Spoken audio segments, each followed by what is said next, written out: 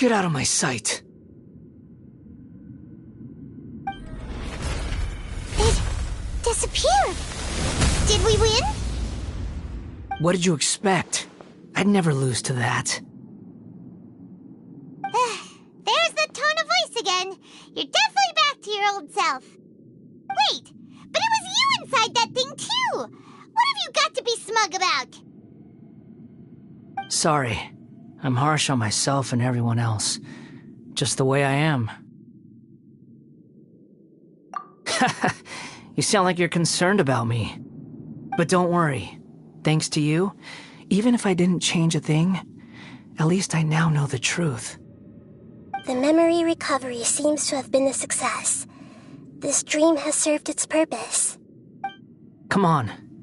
Let's continue this outside.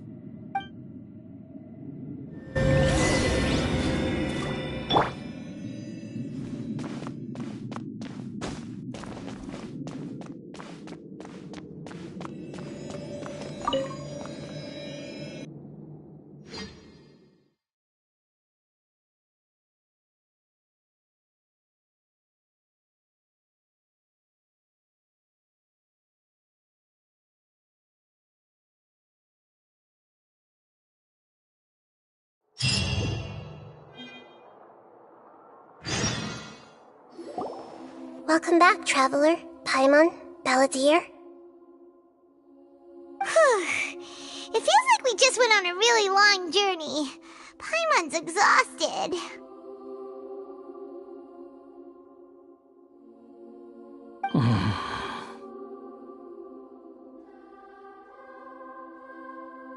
You don't like being addressed by that name? It's fine. But I was just thinking, I should probably change it. After learning about everything the doctor did, there's no way I can carry on using a name connected to him.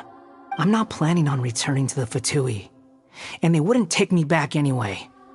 Recent events will have affected a lot of people, and they might not even remember who the sixth is. So, you're quitting the Fatui for good? It's like you said, Lesser Lord Kusanali. Everything may look futile, but it wasn't completely meaningless. At least I made a lot of people forget about me. But that doesn't mean your own past has disappeared. Of course. And your main goal, for which you gave up everything you had, you weren't able to achieve it.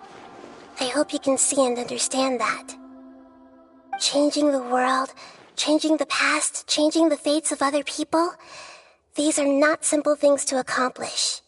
What you are looking for is complete annihilation. But this is just a fantasy. Even if the Balladeer is removed from existence, the world will not heed your will. Indeed. How ridiculous. Do you regret doing all that when you've gotten so little in return? Even if I'm completely worthless, there's nothing in the world worth regretting. Lesser Lord Kusanali, you purposely left that information in Irminsul, didn't you?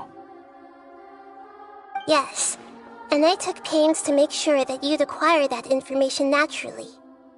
Why would you go to such lengths? You trying to win me over too? In all honesty, your past experiences have made you a useful asset to Sumeru and to me. Winning you over was indeed a part of my plan. But before that, I wanted to tell you the truth about your past. If all I wanted to do was use you, then I'd be no different from the doctor. Very clever. I guess you could say that's one of my virtues. Utility to others is what gives me worth. So if embracing my sins is what it takes to make me useful again, so be it. Oh right, I almost forgot. You're the good guys. You're into justice and all that. Sorry if I have a slightly different perspective on things, but I don't feel like I've been duped. The wisest leaders are fated to end up with the best helpers. I can live with that. I'm glad you're able to think of it in that way. Traveler, in the future, I'll continue to search Irminsul more deeply and see what secrets can be uncovered, including the beginning of your twins' journey recorded in Irminsul. What exactly happened before and after that point? I want to know as well. I will try. Traveler. After I dove into the information torrent in Irminsul, why did you go to Inazuma? So that's how you found out whose fate had changed. And how? Well, whatever your reasons, you did me a favor, and I'll do everything I can to pay it back. Borrowing and returning are the only real relationships between individuals. I'll balance the books one day. Don't you worry.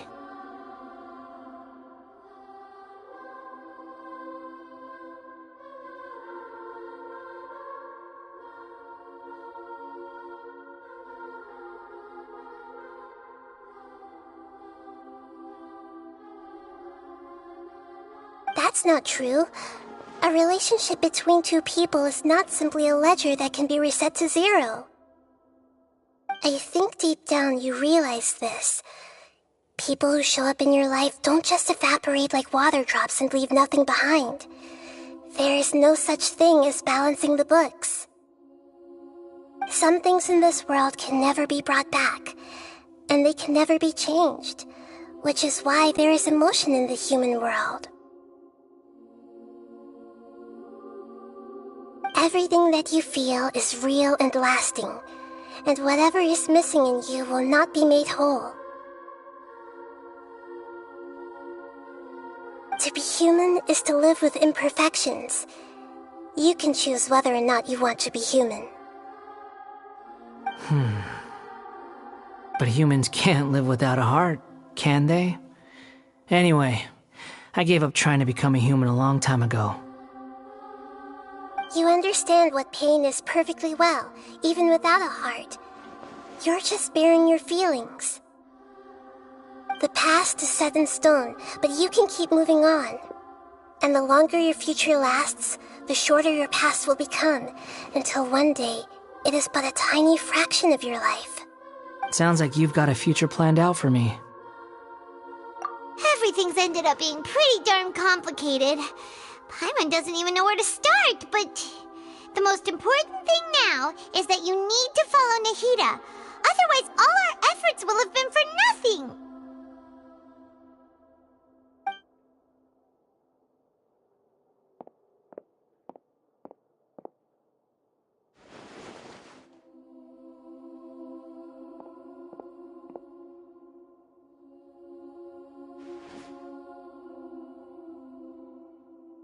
Then I guess I'll be helping you from behind the scenes from now on.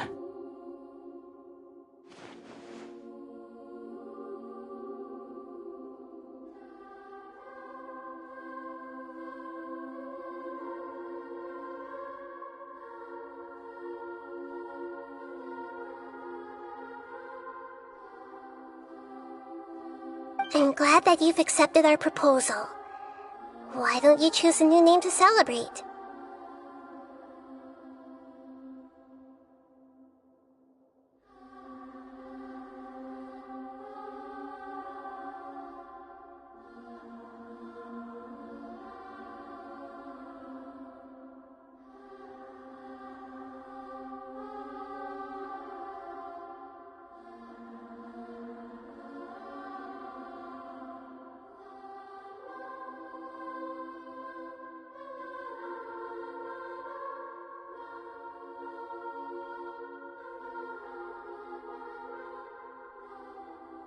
Ooh! Paimon wants to pick an ugly nickname for you, too!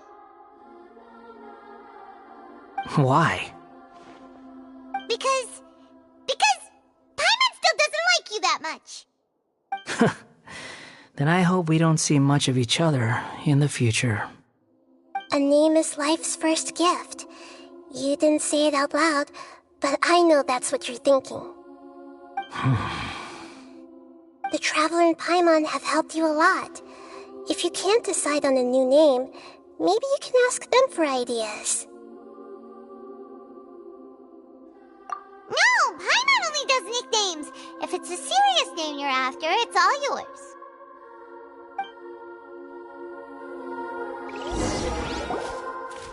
Have you got anything?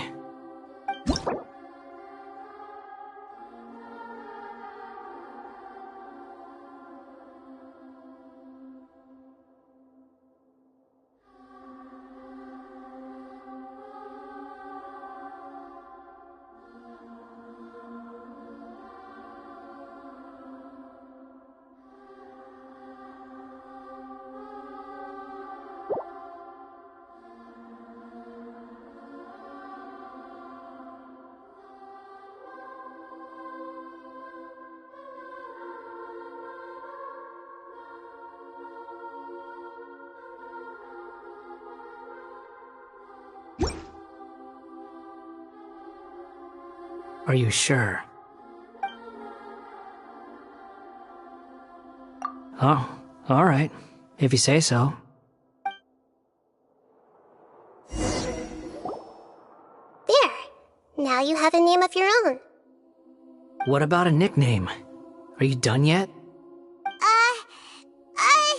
Still thinking. Stop rushing me! Take your time. I don't need to see you.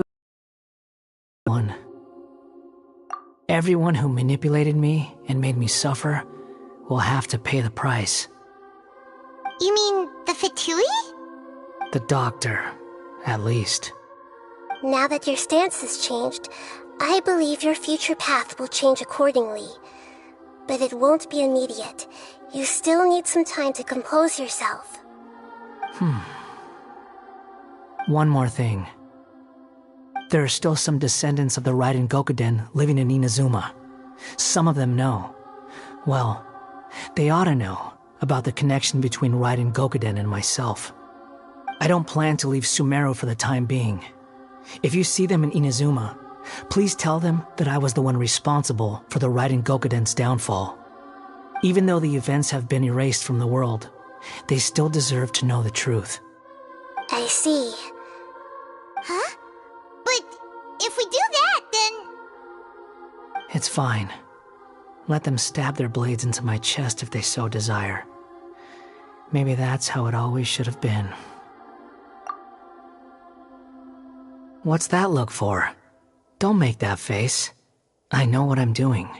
That day will come. Alright. We're done here. Goodbye, wise deity. And you too. He's gone. What he went through today would have been like living an entire lifetime in an instant. He'll need some time to calm down. Yeah, true. But even so, after everything that's happened, he doesn't seem quite as fierce anymore. So we can finally go eat? Paimon is starving. Thank you both. I hope you will find somewhere nice to go and relax for a while.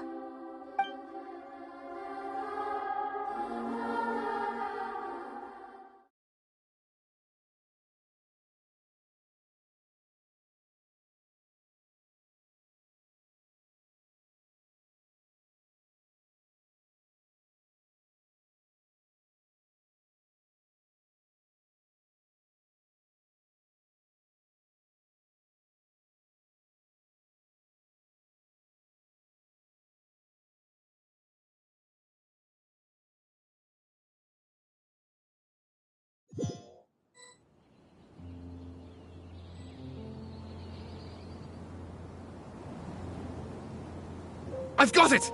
I can end my novel with some words from Mikoshi Nagamasa. You mean because everyone else in the story is dead? Yeah, I heard that Mikoshi Nagamasa died at a ripe old age. He's the perfect fit to be the narrator of the epilogue. The dark clouds had dissipated, but they continued to cast their shadow in Mikoshi Nagamasa's mind for decades to come. Then, one night, as an old man, he had a dream. On the night when that prized blade, the Daitatara Nagamasa, was forged, the people rejoiced, and there was painting, dancing, and drinking. All these expressions of joy melted down in the furnace fire and turned into red clouds that rallied around the final sunrise that Mikoshi Nagamasa saw in his lifetime. Life is a story too long to be told, a journey that you must walk to behold.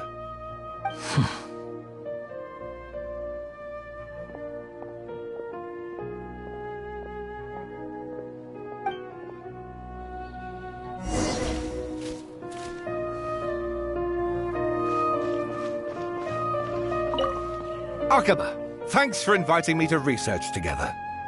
Of course, Sawada. Your creativity has been indispensable to me. Without you, I'd have scratched my head bald by now.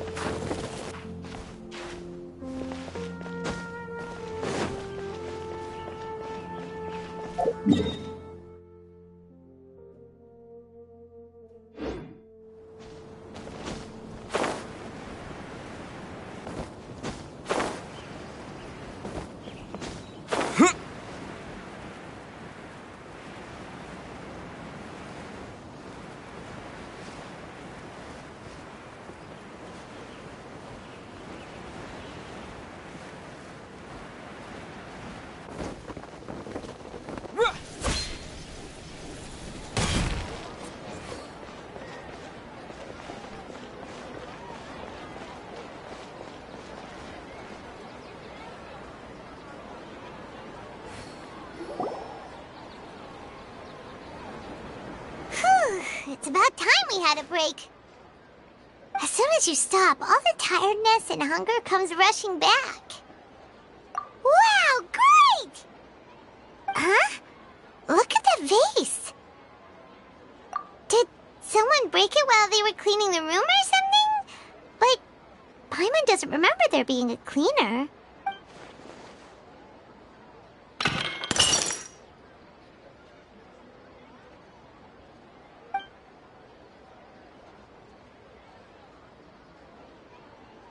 You sound lost and confused. I know why you are troubled. Any who knew of this would find their mind overwhelmed. Huh? Is there someone here talking to us?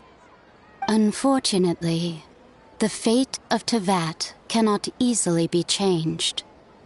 Perhaps a god may have a slim chance, but for anyone else, who can say? When a small animal runs into a tree trunk, though the tree may sway, it is not displaced. The same is true of fate, like a vase that falls to the ground. Whether it is broken by a cat or by a bird, the result is still a broken vase, is it not? Who are you? How do you know about all this? History does not change easily, but human hearts can. Believe your own eyes. Only that which you see is true. What is unseen is but an illusion. The voices disappeared. And who the heck was that? And what were they doing coming out of nowhere and saying all that scary stuff?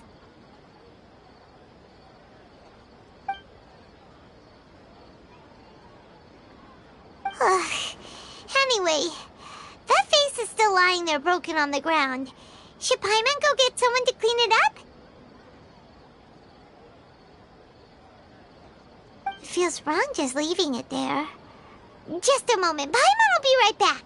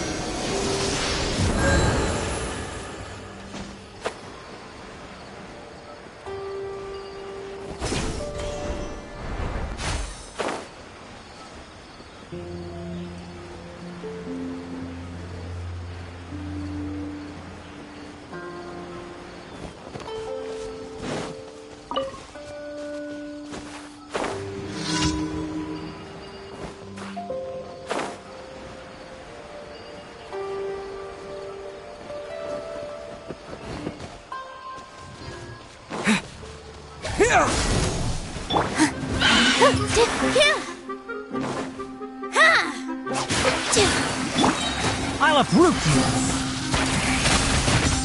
Can't see?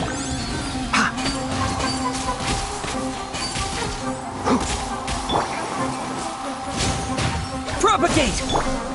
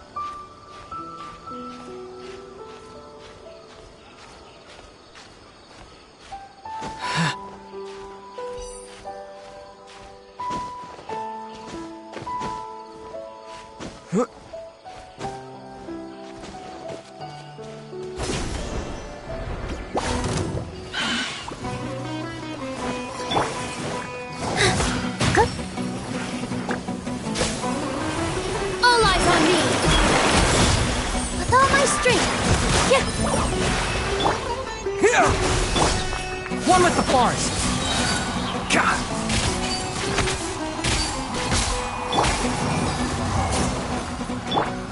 Scatter! Here!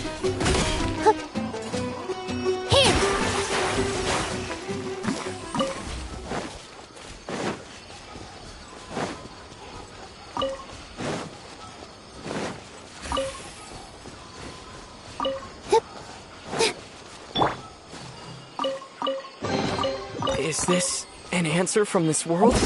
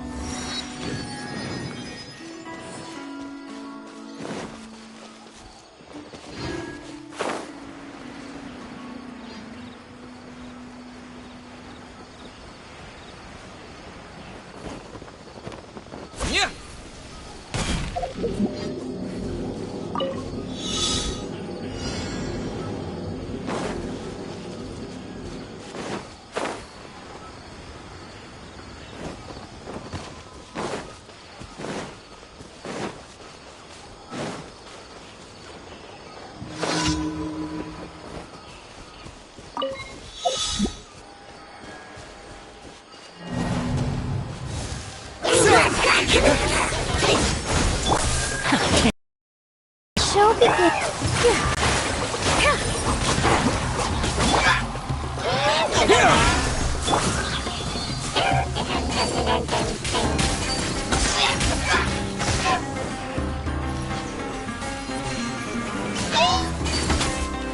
One with the forest!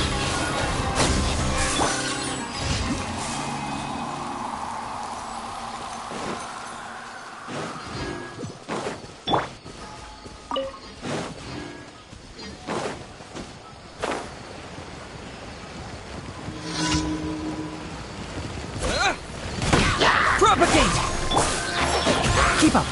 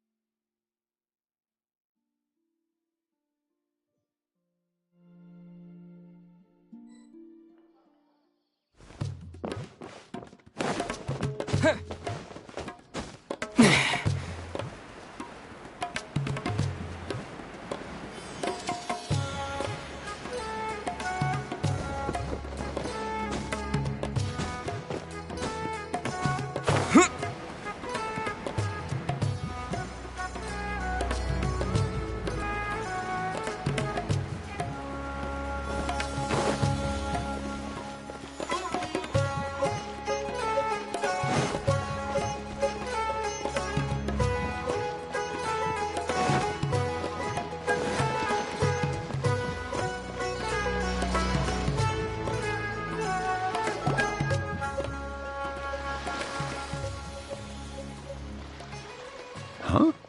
Wait, you're that blonde traveler who's on a journey to all corners of Teyvat, right? Who's asking? Do you need something from us? You bet I do. I was worried I wouldn't be able to find you. I have a letter for you, you see. It's from another Outlander. He was a crafty fellow, let me tell you. Took advantage of a loophole in our mailing system by opting for guaranteed delivery, then filling in the most obscure mailing address I've ever seen. Well, we are always on the road, so yeah, it's pretty tough to get mail to us unless we happen to go to the post office on a whim. So, what address did that person give you anyway? He just wrote, next to a small, white-haired talking fairy. What? So the address is Paimon? Yeah, exactly, right? And if I failed to deliver the letter, I'd have been bound by regulation to compensate him. Really, he got me good. I count myself very lucky that I ran into you here. Of course, here it is. All yours. Come on! Paimon wants to have a look, too!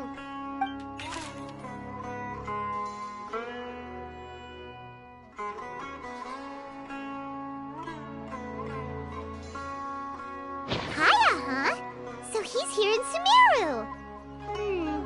Now that Paimon thinks about it, Crafty does describe him pretty well.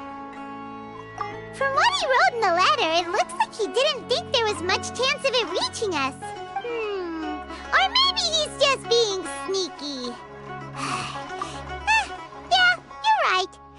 always nice to see old friends. The letter says that he hangs out at Jafar Tavern every afternoon. Perhaps we should drop in on him then, huh?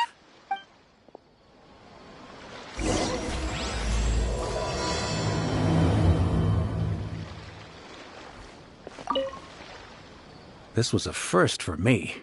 It's a good thing luck was on my side.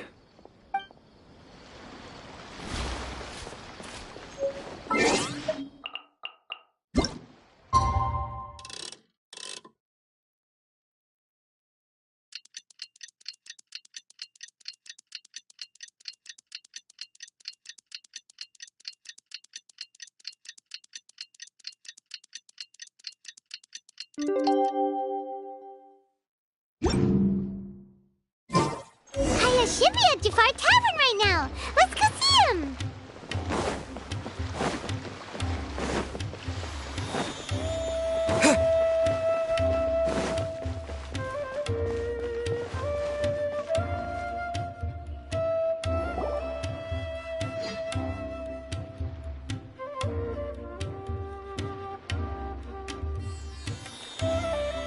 I'll have something I haven't tried yet, boss.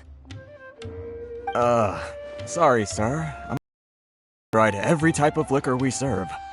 Oh? Well then, just the bill, please. That's just as well, I suppose. I do have other matters to attend to.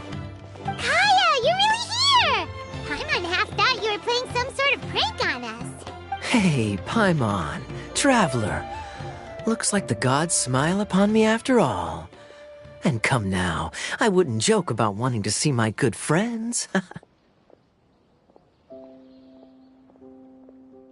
Wait a second. You must be here on official business, right? What do you think you're doing spending every afternoon drinking at the tavern? You itching for a lecture from Jean? Not at all. The acting Grand Master positively terrifies me. Why would I ever do anything that might displease her? The truth is, I'm in Sumeru to learn about the alcohol industry here. So despite how it might look, I'm actually at Jafar Tavern for strictly business purposes. Sumeru spices are famous the world over, and it's long been rumored that this fine establishment was where a certain very popular spiced cocktail was invented. That's why the knights sent me, their foremost expert in alcoholic beverages, to come and see if it is as good as the rumors say. And how did that go? So far, so good. I'm already in talks with some spice merchants in Port Ormos about some potential collaboration.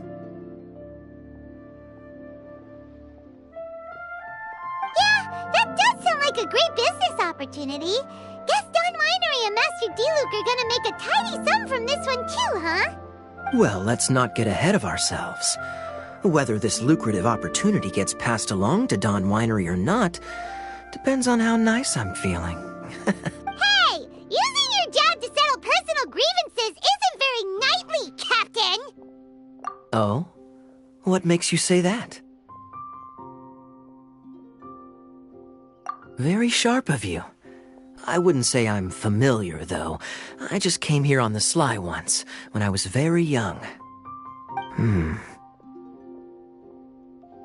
And? Do continue. Do I have to? When I said we could talk about the old times, digging up my past wasn't exactly what I had in mind.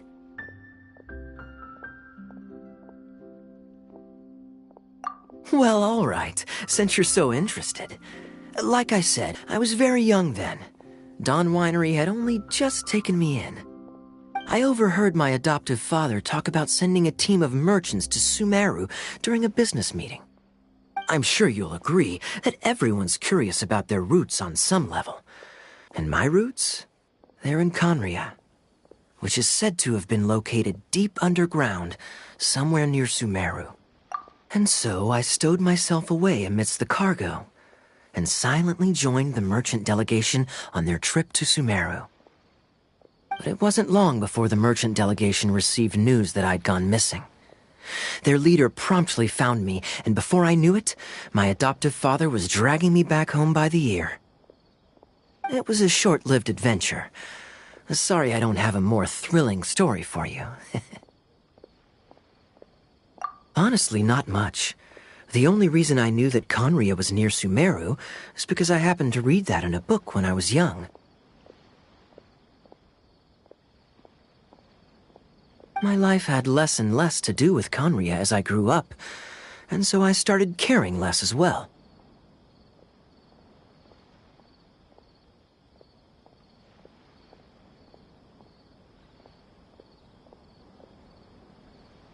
I used to believe that I had inherited some sort of duty from my father. But then I began to wonder. Maybe my father left me in the peaceful land of Mondstadt for no other reason than simply to give me a happier life. A happy life sounds good to me, of course, even if it means being cut off from certain things. This is obviously all speculation. Simply put, I'm afraid that I'm not particularly in the know on this topic. These days, my surname, Alberich, is probably the only link to Conria that I have left. One death afternoon, please, boss. Tell me, what do you know about the significance of that name, Alberich? Dainsmith? Ah, you've decided to join us. I was wondering how long you planned on listening in. I believe I've seen you before in Mondstadt. Dainsleif, if I'm not mistaken.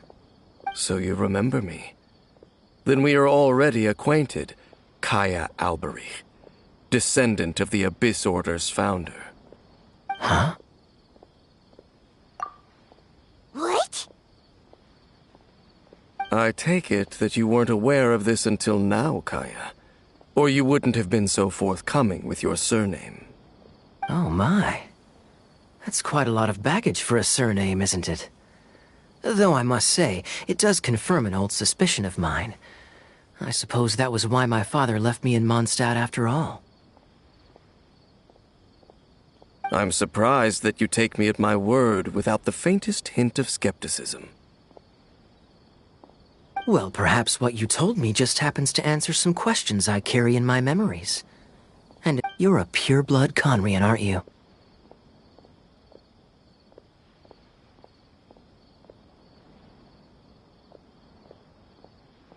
Very clever.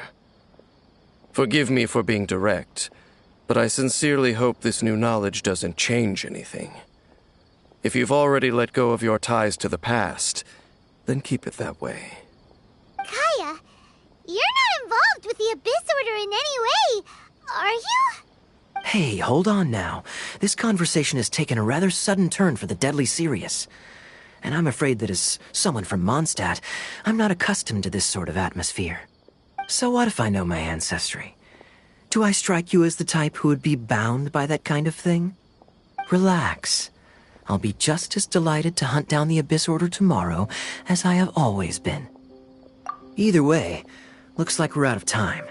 I've got a spice merchant to meet in a minute, so I'll leave the three of you to carry on the conversation without me.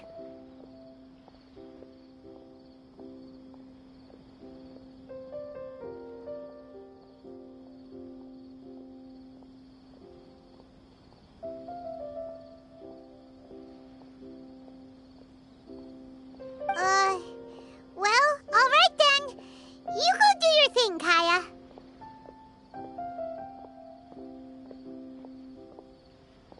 See you around. And Dainsleif, no need to listen in from the sidelines next time we meet. Let me buy you a drink. You don't really trust him, do you, Dane? You're both from Conria, but you get on like oil and water.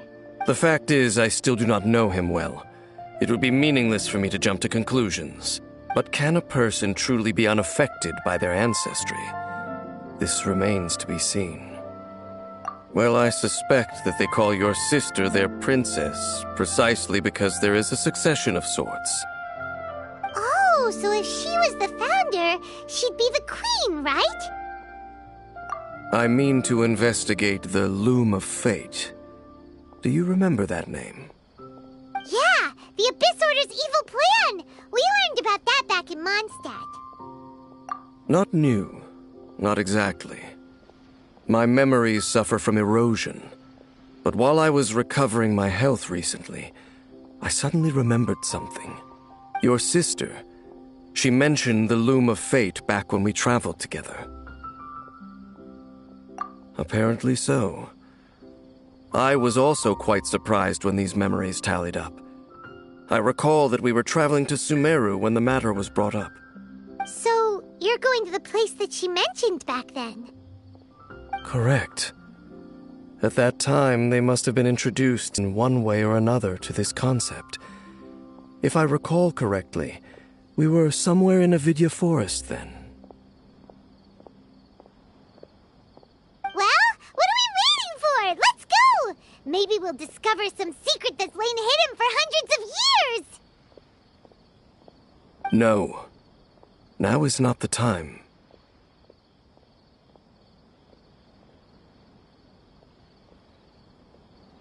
No, it's just...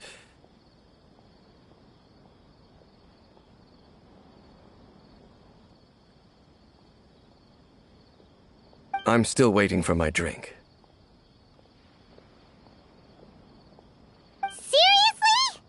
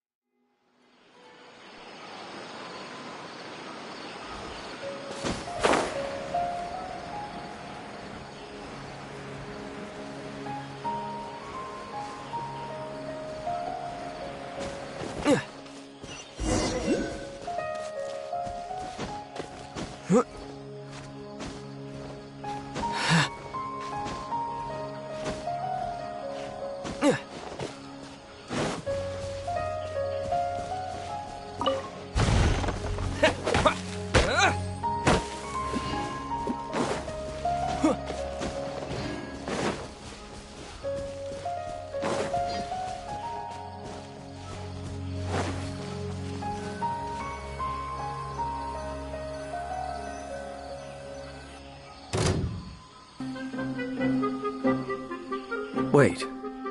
This place, it's familiar. What about it? It looks pretty normal to Paimon. Was it like this hundreds of years ago, too? Yes. The forest has barely changed from how I remember it. There is very little human activity here, after all. Let's search the area and see what we can find. Is this a field? It must belong to whoever owns that house over there.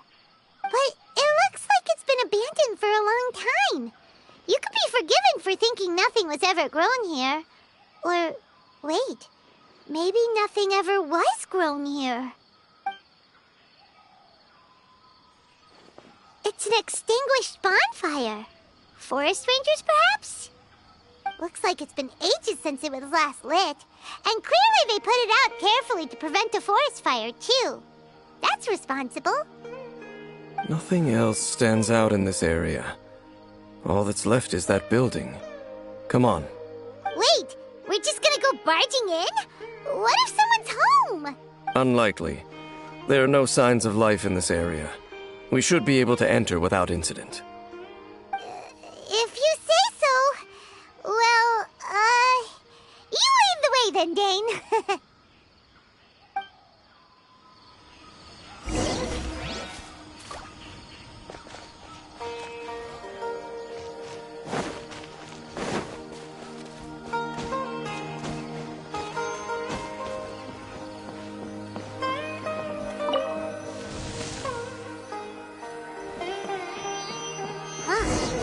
So there really isn't anyone home.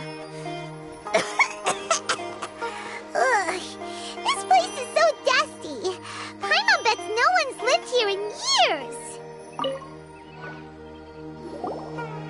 Hey, look! It's a bull! Guess whoever used to live here liked to cook, huh? Can't you smell it? There's a heavy scent of medicinal herbs in here. Oh, so it's a medicine bull? Seems you're right. You've got a good nose on you, Dane.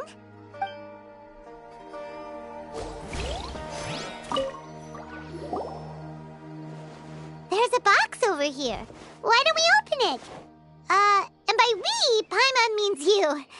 Paimon's just scared that whatever's inside might bite her fingertips off. Huh? This is a mirror. It's broken, too. Was this a makeup box?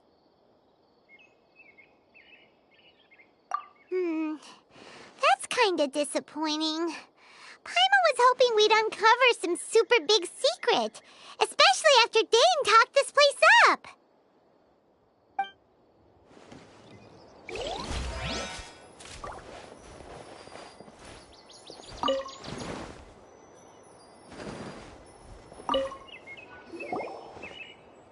This bed looks pretty ordinary.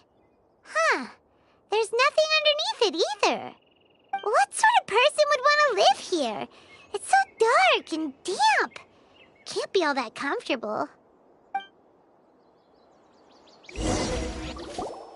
Doesn't look like there's anything else worth our attention here. You sure we're in the right place, Dane? My memories are quite foggy, but my subconscious and instincts both assert that something once happened here. But we'll exhaust ourselves if we search aimlessly. I hear noises outside. Let's go and check. Noises? Is it... It's not much. Just some minor adversaries.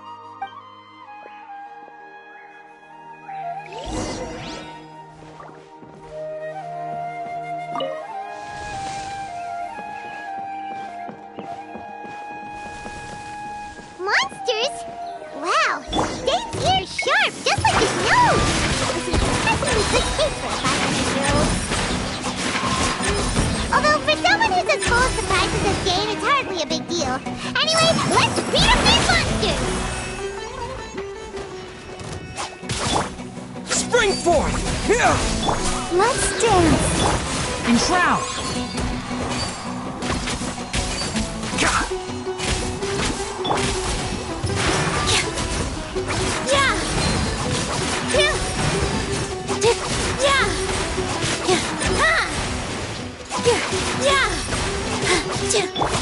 Propagate! Can't see.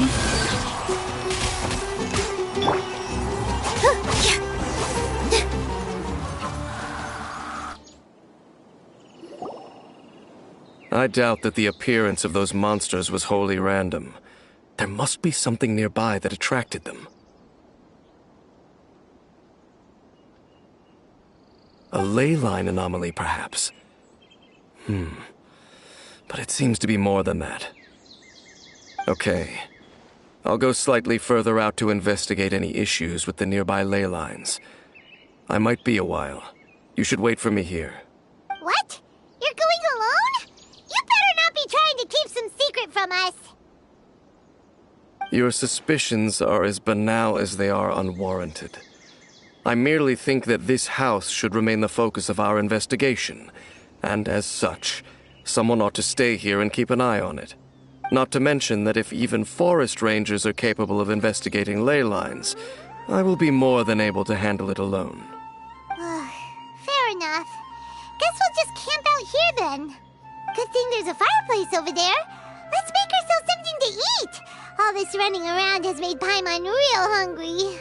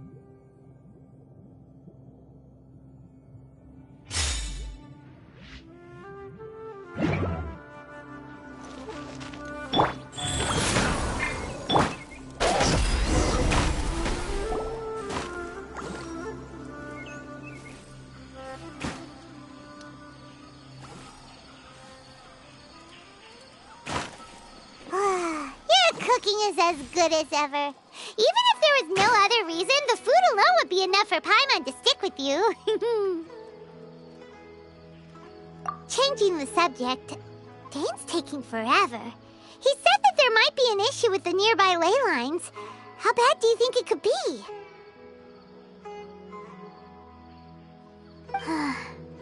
We came together, but now it's back to just being the two of us again. You know, now that Paimon mentions it, we really have spent lots and lots of time together, haven't we?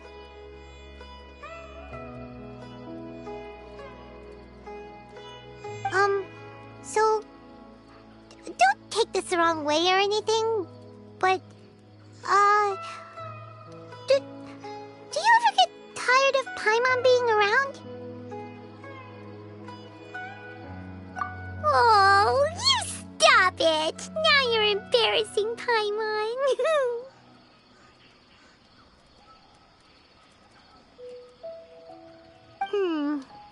So, next question. Don't know if it's okay to ask this, but Paimon's curious. What was it like traveling with your sister? The stars? Wow.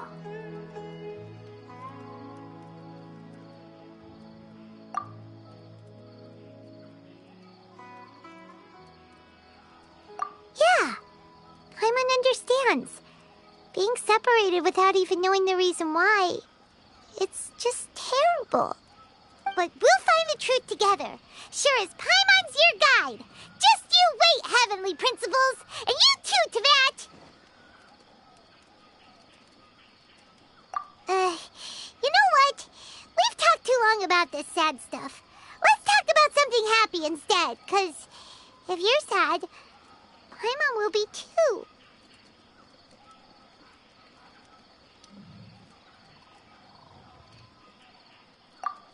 All right. It's getting dark, so why don't you rest? Paimon will take first watch. Don't worry, no monster's gonna come and eat you up. Oh, come on! Don't say that! Paimon just wants to look after you for once. Nighty-night. Go on, shoo! Off to sleep!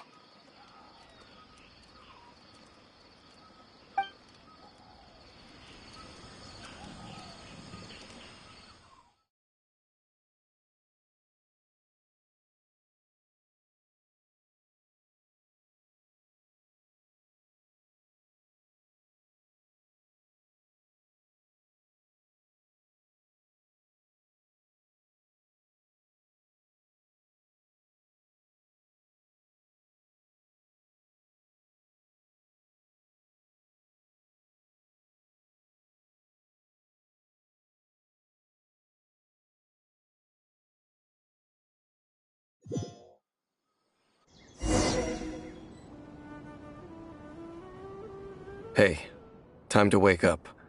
The sun has risen.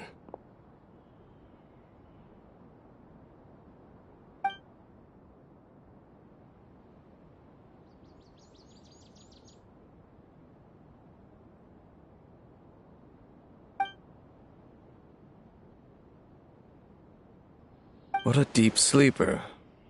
You do know that we need to... Tear stains. You dreamed of your sibling last night, didn't you? All right. Rest here a bit longer then. I'll head into the forest to investigate.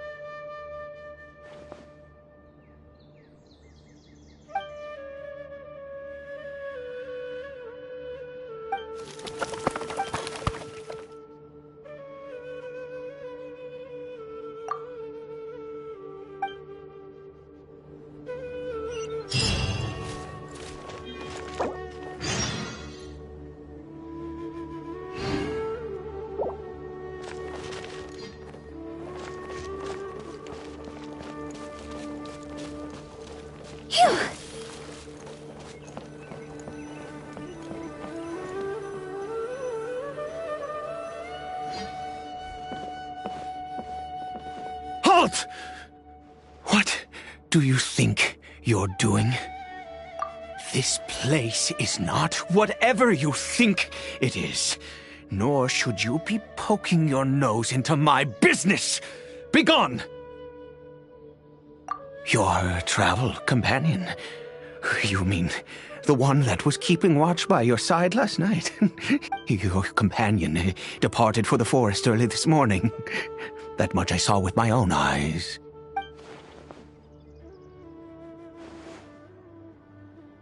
What business is that of yours, hmm? All you need to know is that I claimed this place first, and what I do here is none of your concern. Do I make myself quite clear? Leave. Well, what are you waiting for?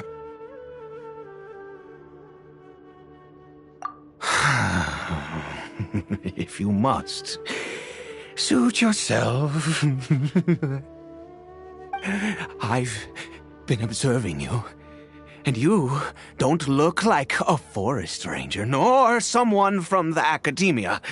Still, I'm warning you, no funny business. Promise me that, and you can do as you please. Okay, fine. Whatever. Just move aside. I'm heading in.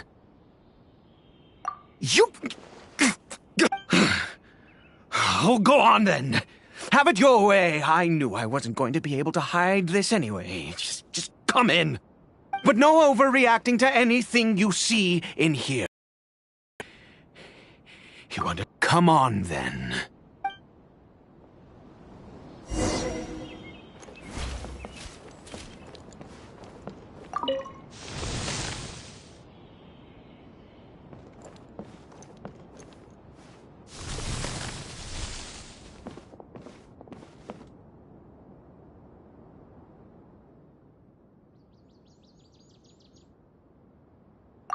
Mind your own business. Don't worry. He isn't aggressive. How could he be? He was too young for anything like that. So don't you lay a finger on him.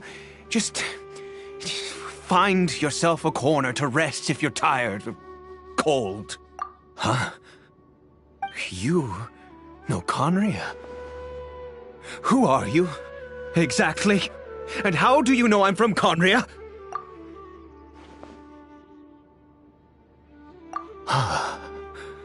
Do you worship a god, traveler?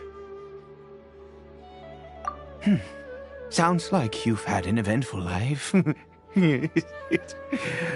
All right, well, my name is Ida, and you are correct. I was once Conrian. I apologize for my earlier hostility, but you must understand, as far as I'm concerned, humans who do not worship the Seven are nigh extinct. And all who place faith in the gods are my enemies. That may be. But the fact is that chances to talk to people like yourself have been few and far between since the cataclysm. This wretched curse of immortality. Who knows how long I must continue to suffer like this? The curse. It was a little gift given to the people of Conria by those vile gods. We lost our home. Our loved ones, everything. The agony of the cataclysm itself was already too much to bear, but then came the curse, robbing us any chance of release. All we can do is watch helplessly as our souls erode and our bodies decay.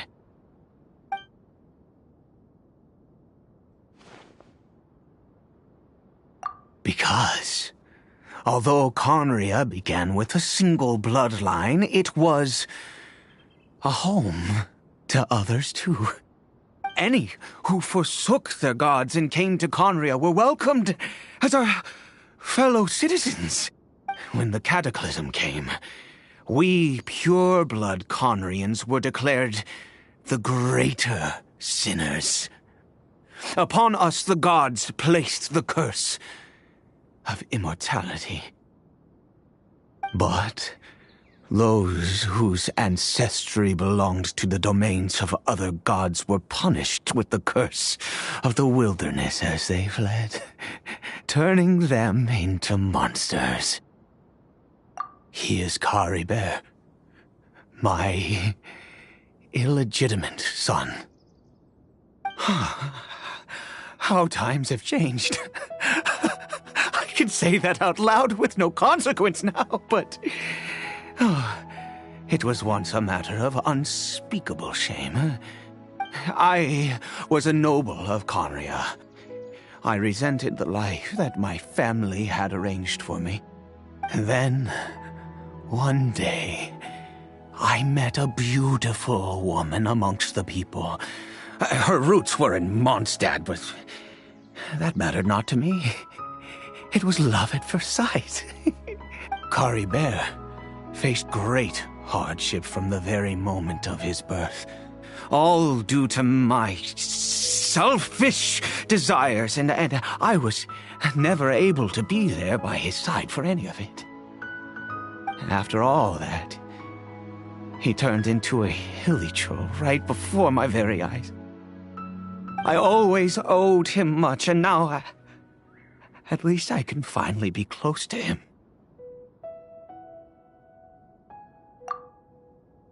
She was. We were separated. It could be worse. I suffer the pain of loss because I once had everything I could wish for. And now that I have lost almost everything, the little that remains I see with new clarity. If nothing else, at least I still have Kari Bear.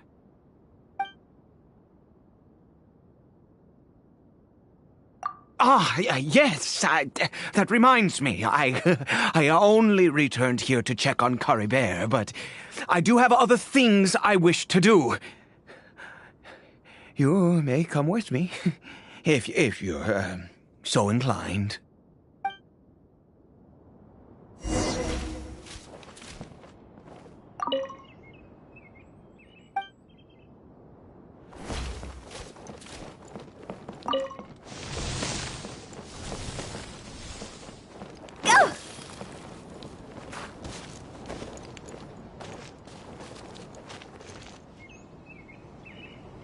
Over here. I'm sure you're wondering why I brought Kari Bear here to Sumeru. Well, it's because he needs a medicine that can only be made here. One which will help him to recover his clarity of mind.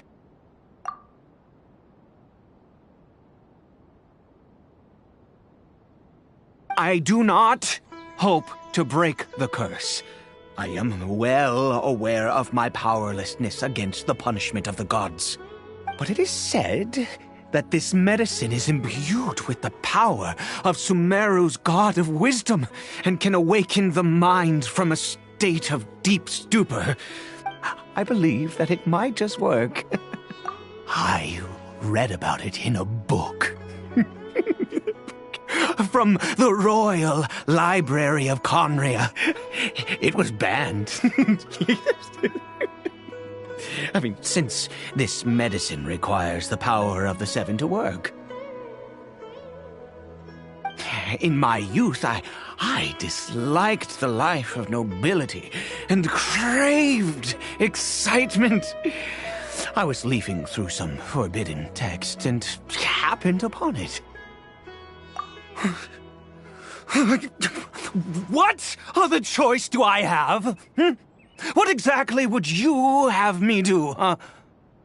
The gods have already punished us. What does one more sin matter now?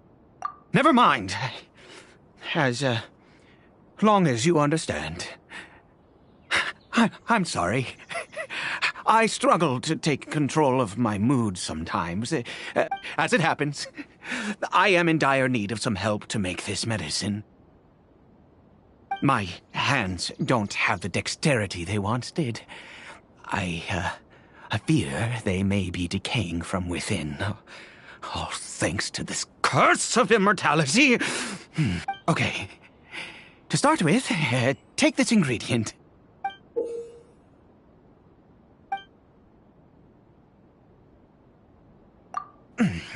Also, do you have any, of Sumeru's regional specialties on hand? I believe they're called Kalpalata lotuses and Sumeru roses. Oh, wonderful! Oh, in that case, we have everything we need. This is the method for making the medicine. You just need to follow the steps.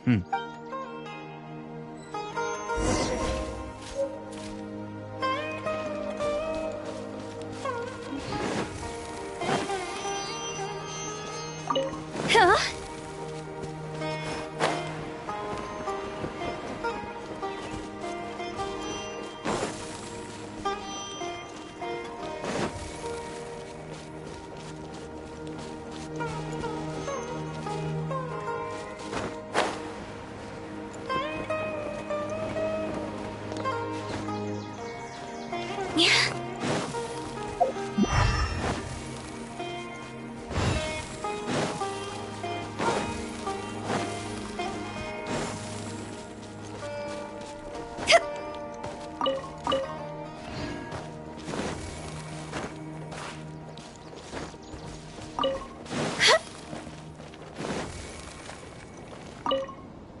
Without your help, oh, goodness knows how long this would take me.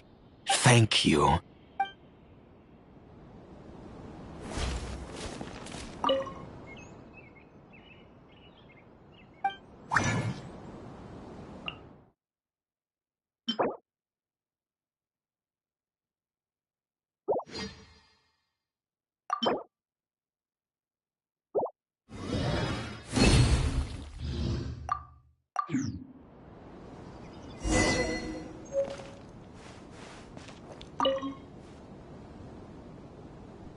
Is it done?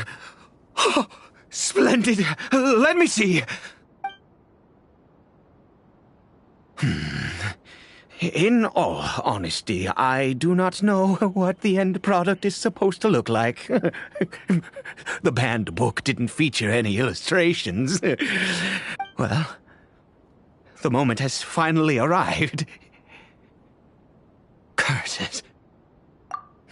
No! We need to perform one final step to complete the medicine. I said before that this medicine relies on the power of the God of Wisdom for its restorative effects. Which means we must pay a visit to a statue of the Seven.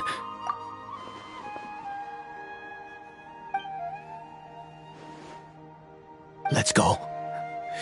Bring the medicine with you.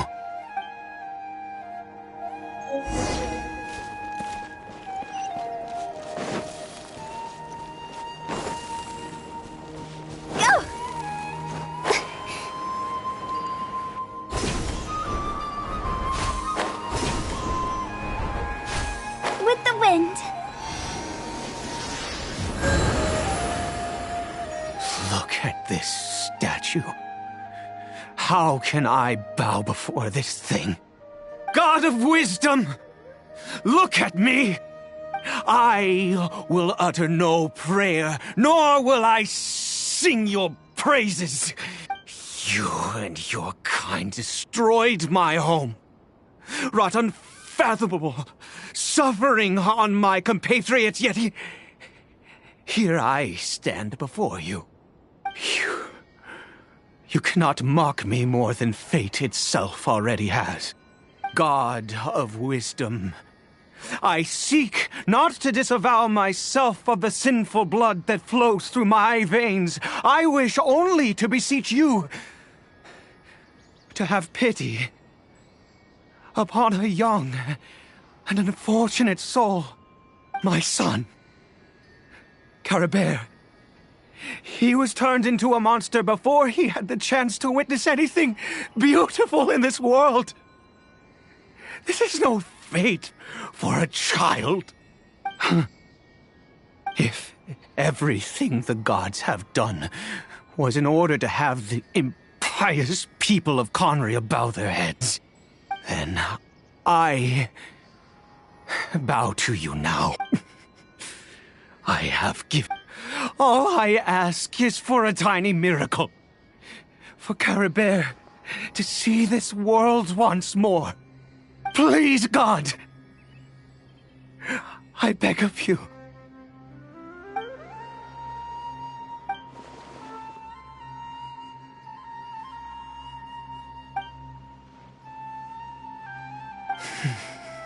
I have made quite enough of a fool of myself for one day.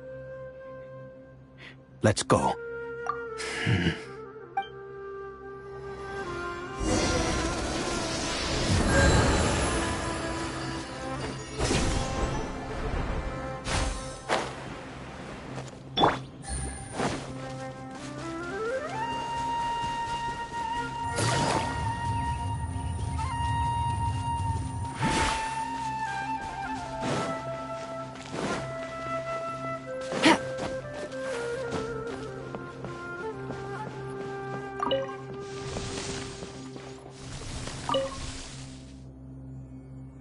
Caribert?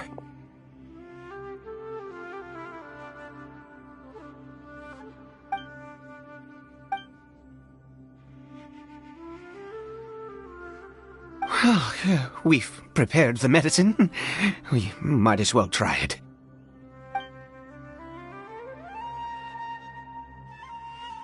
Caribert, it's me. It's your father. Caribert.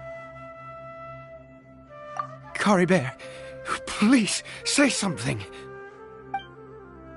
I'm sorry I couldn't be at your side when you were born. And that I failed to reach you and Mama in time when you both were suffering. But I'm here now. Papa's been by your side all these years. I've never left you, not once. Are you still angry with me, Caribert? I know you're awake now. Do you not want to talk to me? I'm so sorry, Caribert. Forgive me. Please, say something, anything. Please. Please. Oh, gods above! What more do you want from me? You took everything from here, and I still bowed to you. I'd give you my very life if only you cared to take it! But you won't even let me die!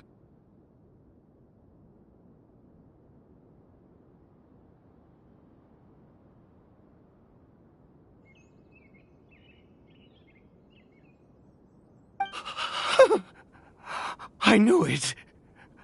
I should never have trusted anything that had to do with the gods. I was just deluding myself. The gods of this world have never stood with humanity, not even for a moment. Other reasons. What do you mean? Huh. You really think so? Give up? No, never. And yes, you're right. I cannot let myself wallow in despair.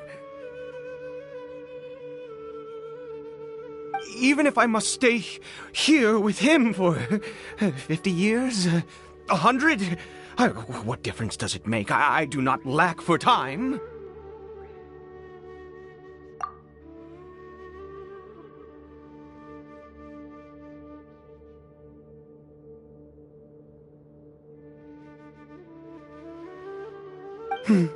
Let's go. We'll make another dose. The most crucial ingredient in this medicine is the unusual mushroom, which makes things complicated, but not impossible. I grow them in that field. The details don't matter, right?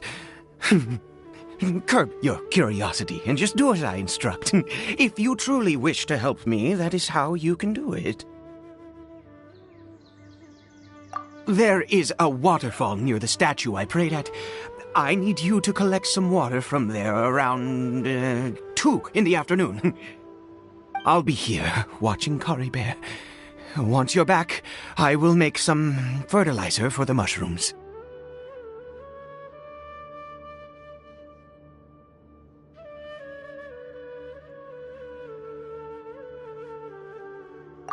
Good. Then please head over when the time comes.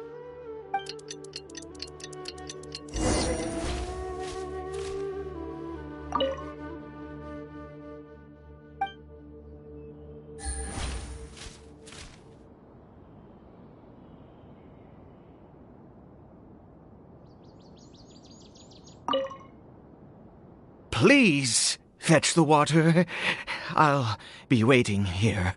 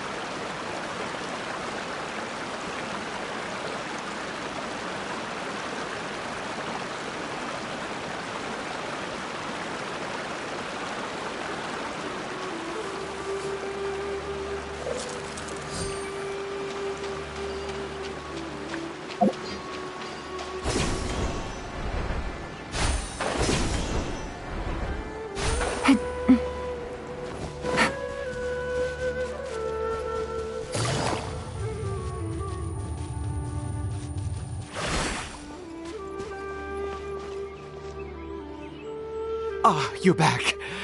Cara Bear's condition is stable.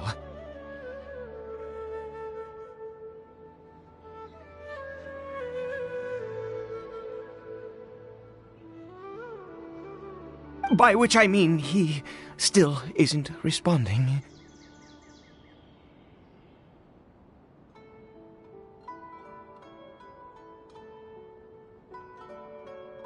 Anyway, give me the water.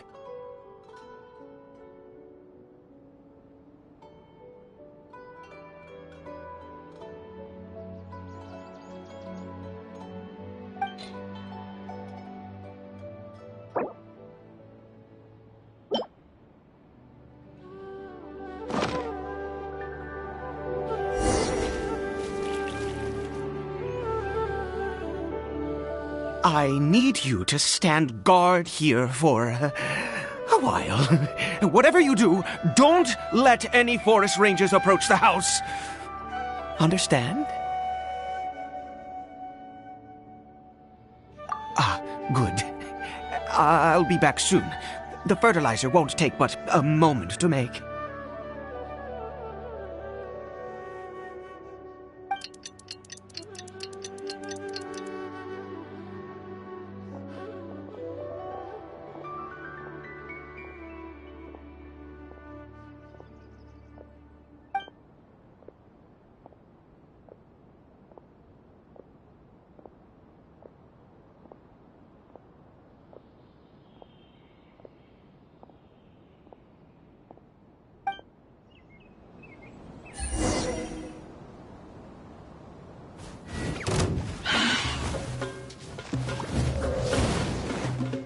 Things are about to get dicey.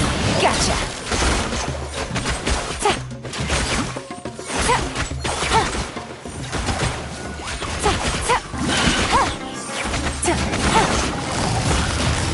Busted!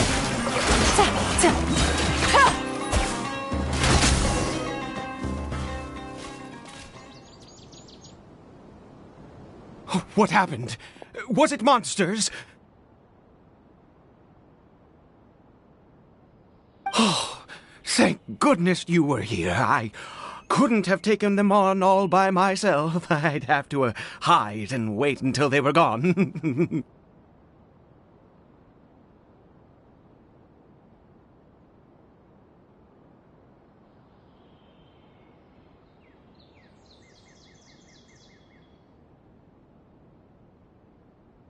Oh, yes, I've got the fertilizer. The effects can take some time to kick in, so let's get on with it.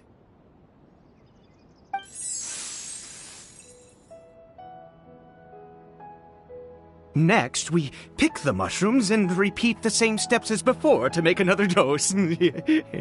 I trust you still remember the method.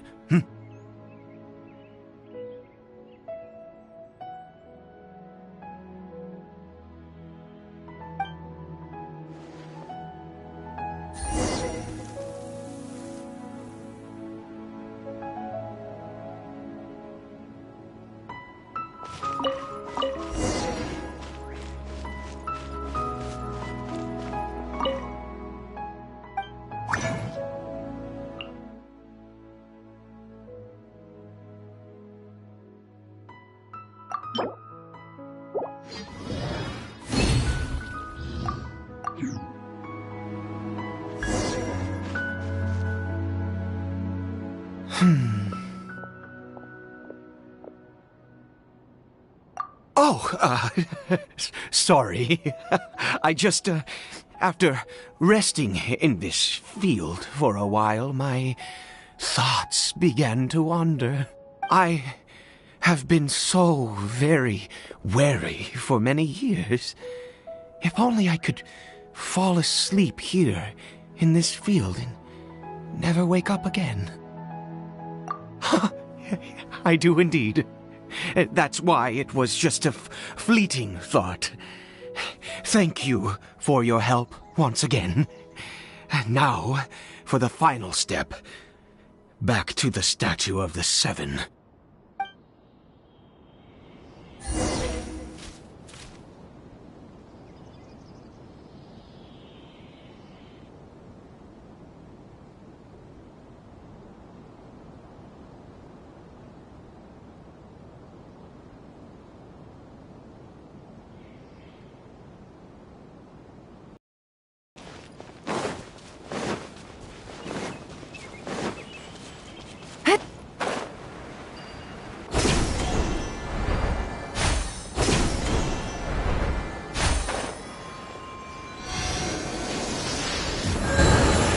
We're here.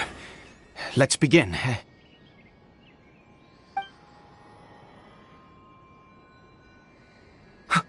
Wait a moment. Hey, what was that? Cory Bear? Oh no, he must have left while we were too busy preparing the medicine to notice.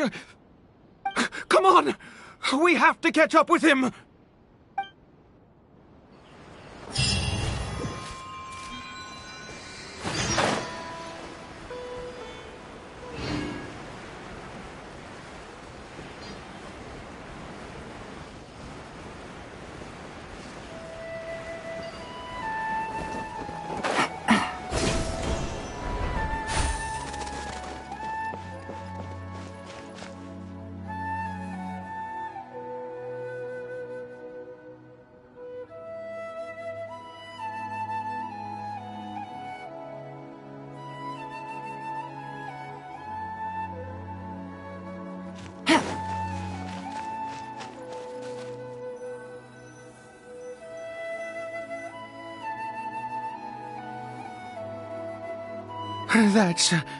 That's not Cory Bear.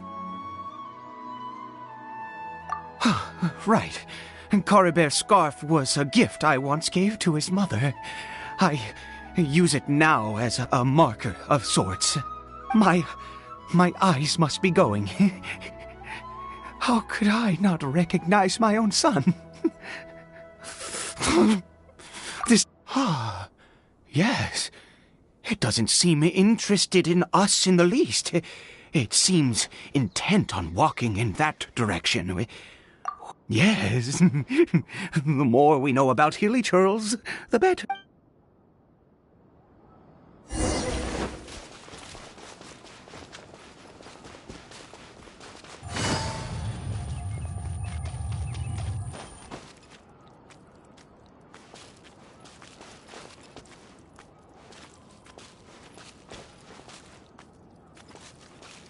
Did it go in here? Well, let's head.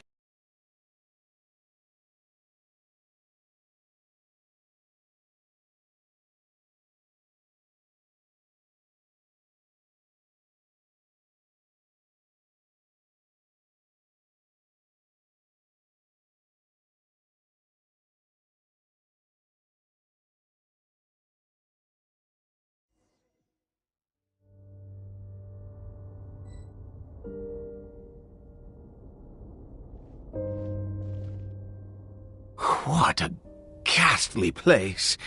Has it always existed? I swear I've never noticed it before. Huh.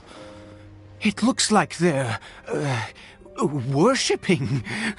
Sometimes walking, sometimes kneeling in worship, and it appears to be in earnest.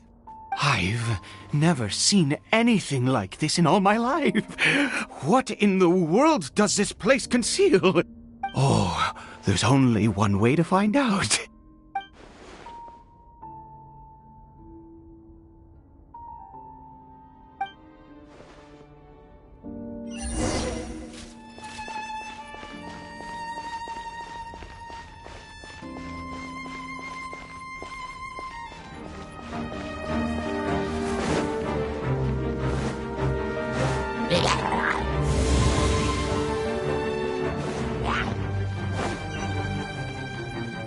Take it easy.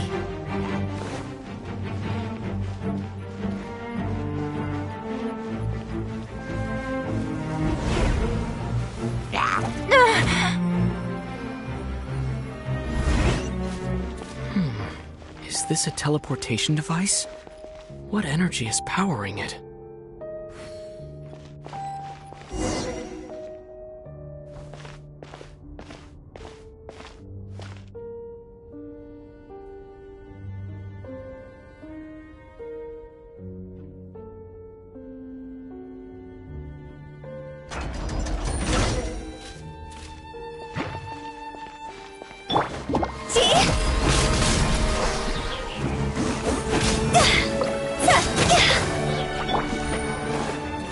Quietly now.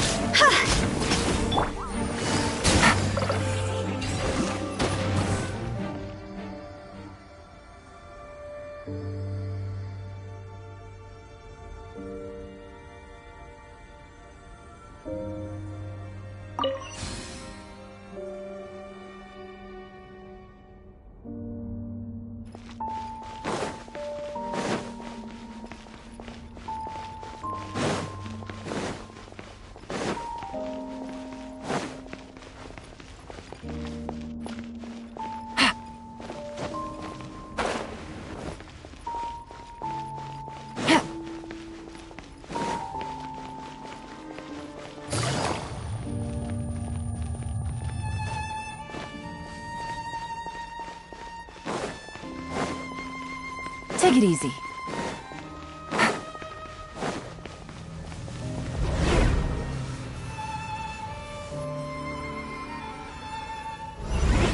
How did I get on the ceiling?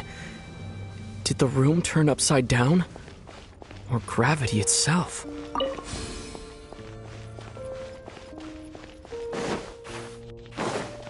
Take it easy.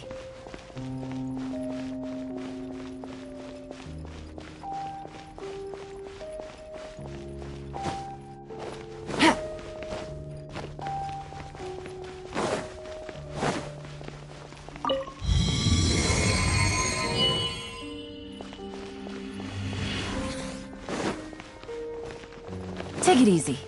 It seems like I need to find a place to insert the rune.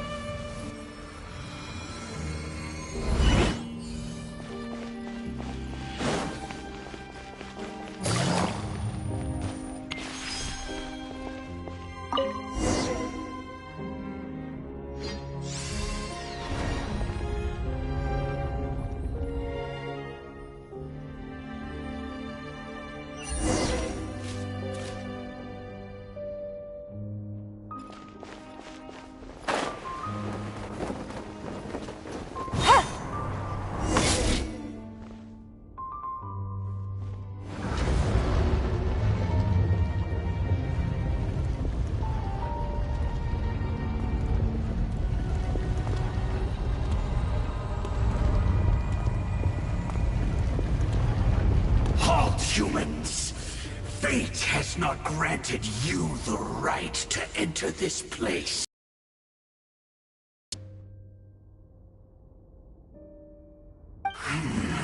Do you insist on an audience? Very well. Then I grant you the trial of destiny.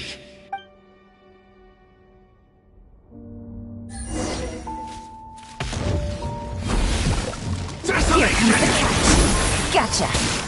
Grain cutter. Huh? Go.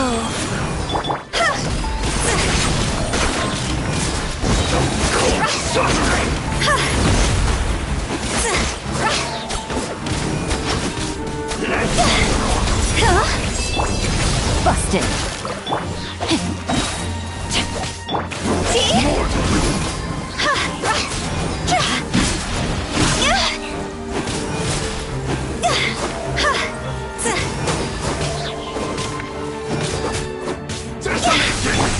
Rain outlines your fate.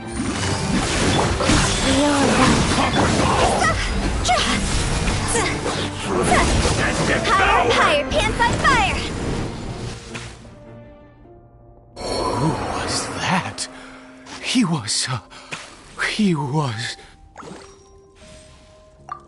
was a perfect being. I'm in awe. He had the most wondrous aura, a perilous yet beautiful power. Oh, truly mesmerizing. And yet, you were able to defeat him.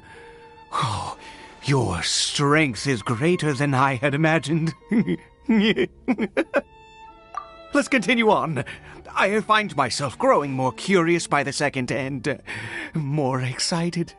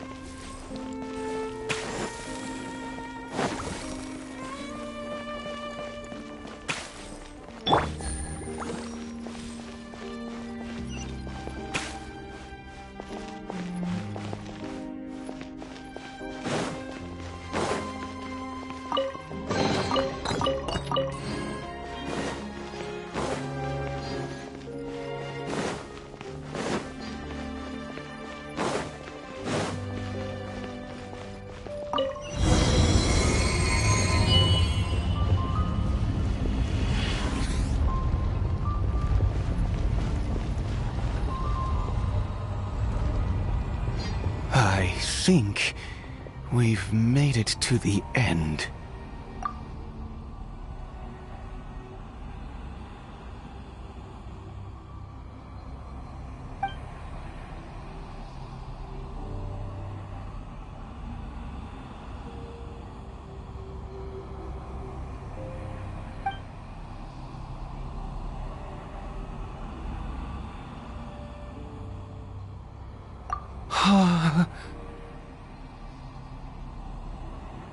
Oh, dear creature, why do you bow down? For fear of the unknown? Or for a power that you covet?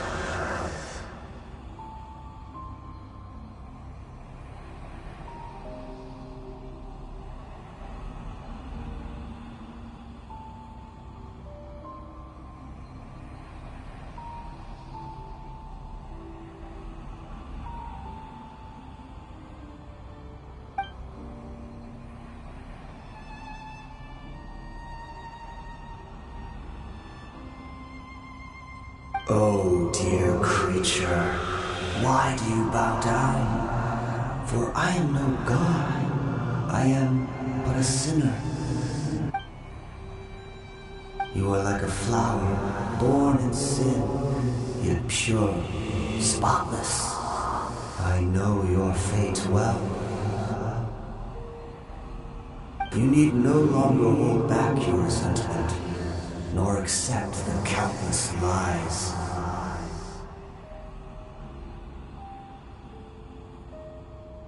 Go forth, become a transcendent one. Rise beyond the fate bestowed upon you. And I shall shed a tear at the end of time, as I gaze back upon your life.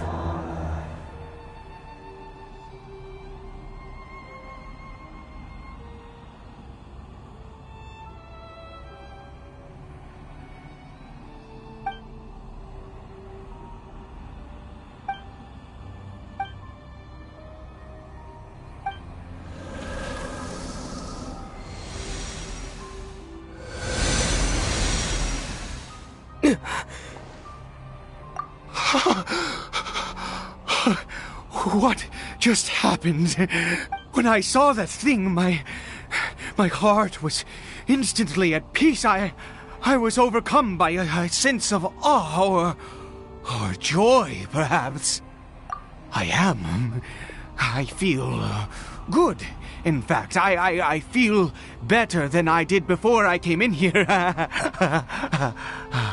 How peculiar. Oh, is that so?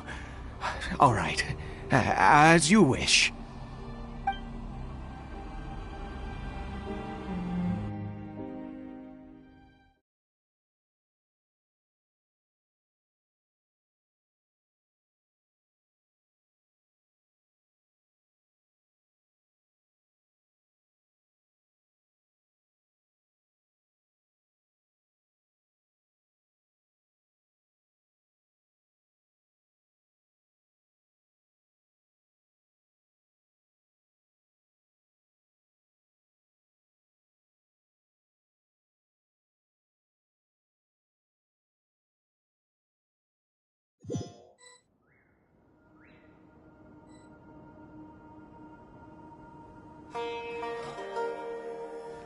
Caribert!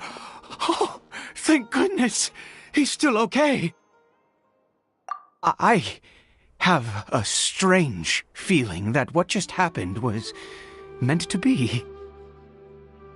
For this to happen, right at the moment when I was dreading worshipping at a statue of the Seven, it's as if fate was calling to me. You say that I bowed before that thing, so perhaps it might be just as effective. I have to try. No matter what, you said it yourself. I have to exhaust all options.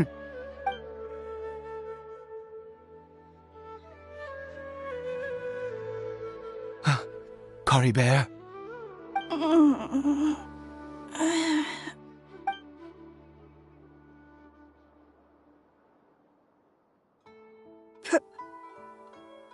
Papa? Cory Bear! Oh, my goodness, it worked! It's a miracle! Oh, Cory Bear, my dear son! You see? It worked! Cory Bear can speak again!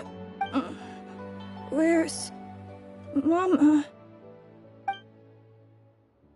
Mama is... Cory Bear, look at me. Do you know who I am? Of course. Your Papa. Yes! Salvation! Sweet salvation! Yes, yes! This is what this feeling is. How do you feel, Cory Bear? Are you fully awake now? Yes. It feels like I just woke up from a long, long sleep. I dreamed that I was hiding in a little room. I didn't dare go out the whole time, and I didn't want to either.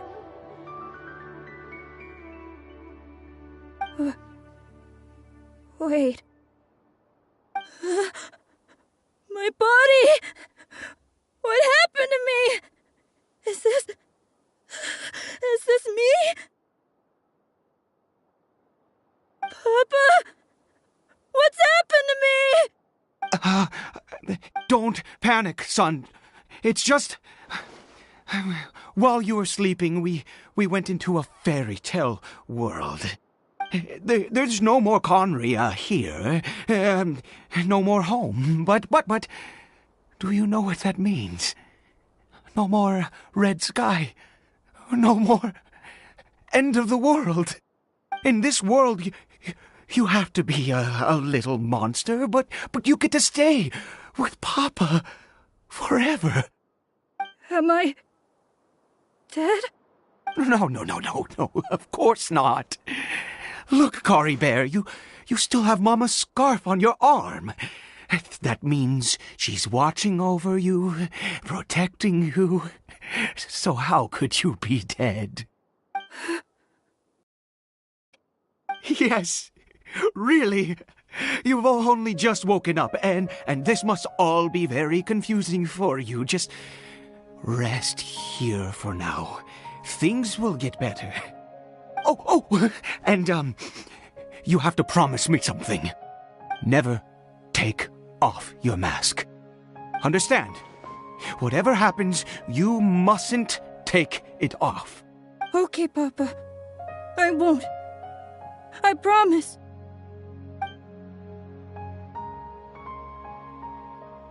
Not since that day have I been so glad as I am now. I can't believe this is really happening. I knew that placing my hope in the Seven was a waste of time. I even worshipped at one of their statues like a common fool. Never before have I humiliated myself like that.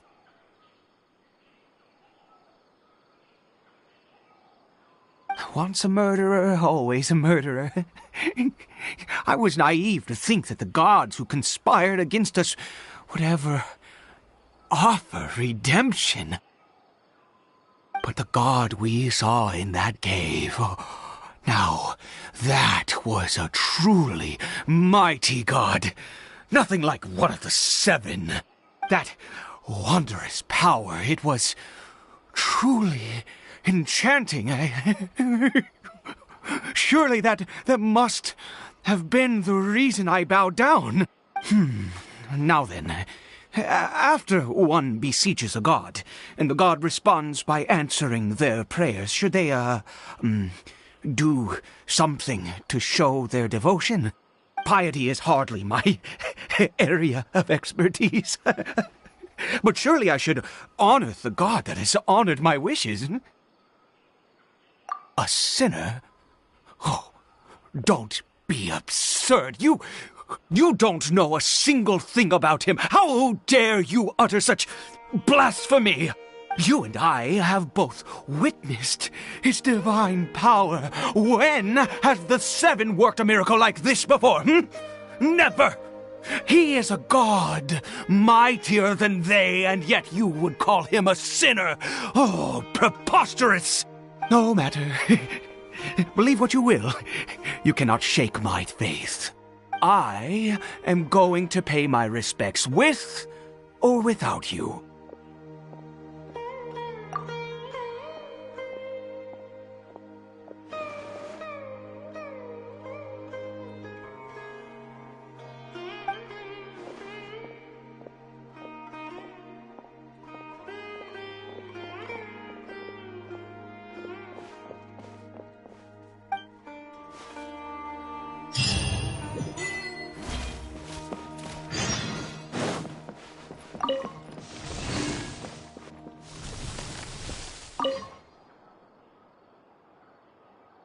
Do you live in the fairy tale world as well? My name's Kari Bear. Nice to meet you.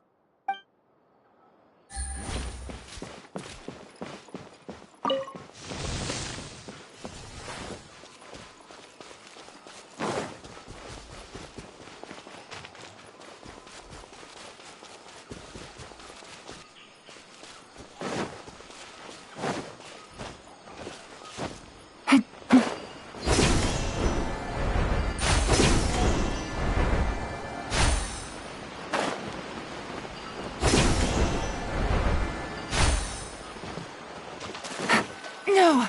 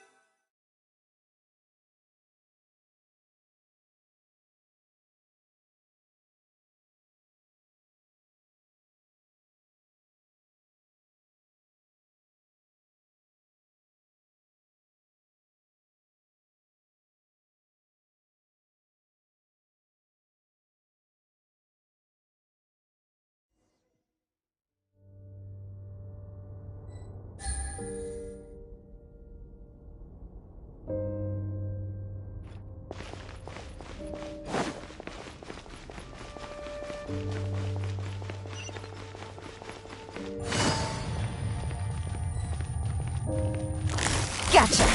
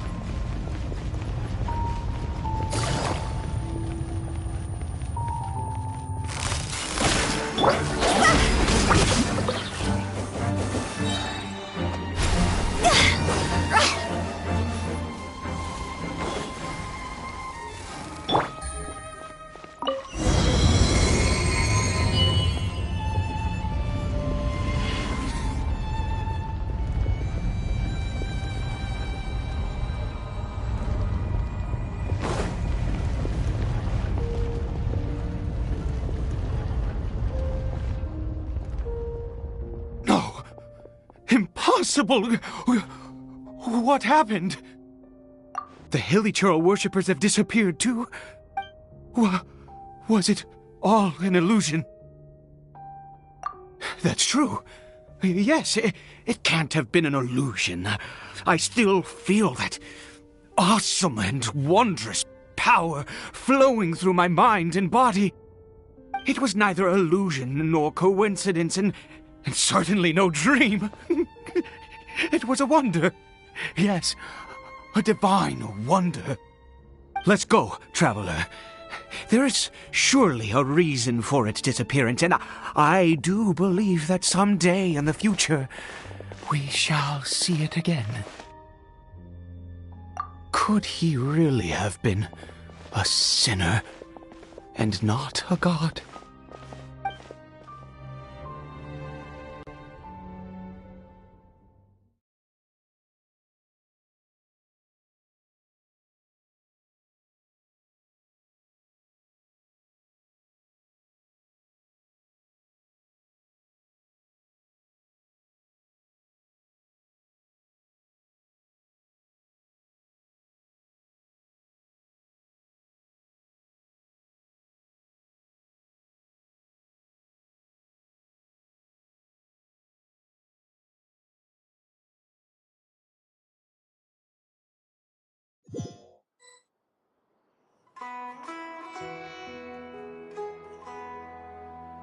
Cory Bear? Where has he gone? Oh, no, no, no. Maybe someone else came by and found him? No, it can't have been that. There's no sign of a break-in and no sign of anyone having been here.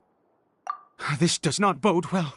What if he's spotted by a forest ranger or an adventurer in his current state? They'd... Wait a minute. This isn't how we left it. Oh, no. Did he...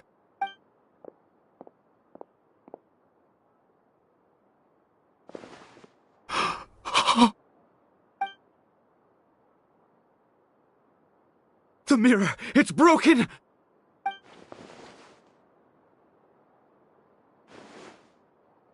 He must have taken his mask off and seen what he looks like beneath it. If he'd just done as he was told! We have to find him.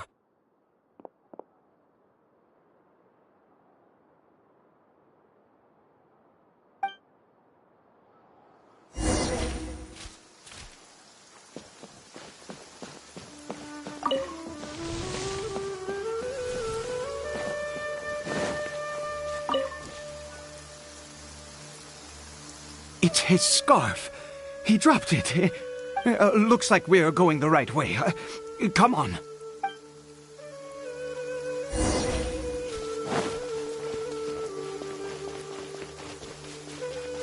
Cory Bear!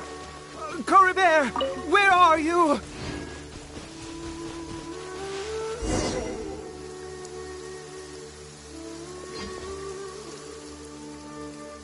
Curses! Forest rangers.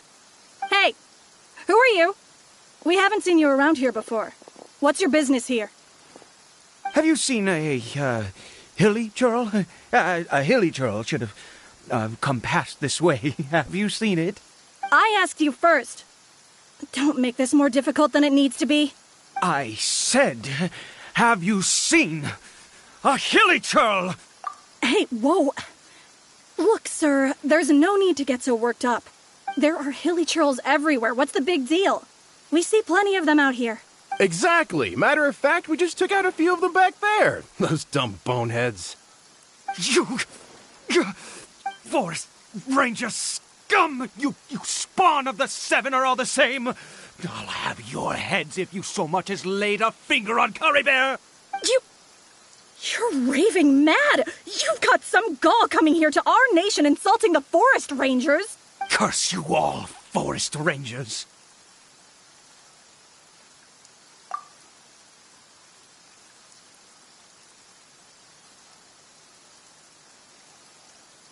I don't get it. Why make such a huge fuss over a few hilly churls? Makes no sense. He'd only just regained his mind. How could you do this to him? So tell me, forest rangers, did you really spare none of them? Did you really take out every last hilly churl you saw? Jeez, you're really not gonna let this go. Fine, you weirdo. If you must know, I happened to cross paths with a solitary hilly churl when I left the team to, use the toilet. I was frightened at first, but it didn't seem to have any interest in me at all. It was just bumbling along in that direction, so I left it alone. Yes!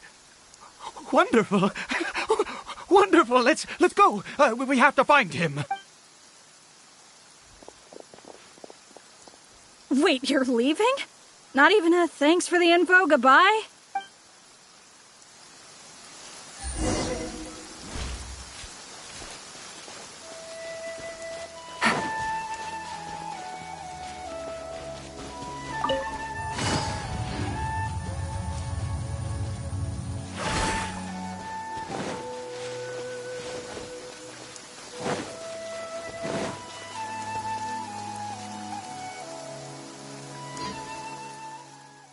Cory Bear! Cory Bear, stop! It's me! It's Papa! Whatever you saw, it was all a trick. an illusion. I told you, we're in a fairy tale world now.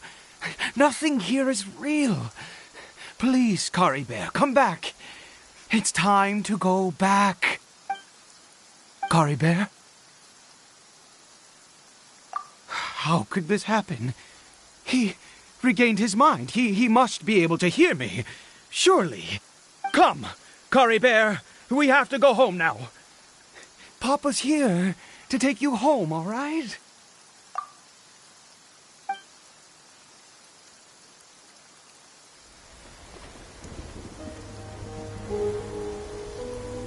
Papa? Kari Bear. Papa, I can't take it. Please, Kari Bear. It's my fault. I'm so sorry. If only I'd known. It's all too much. Papa!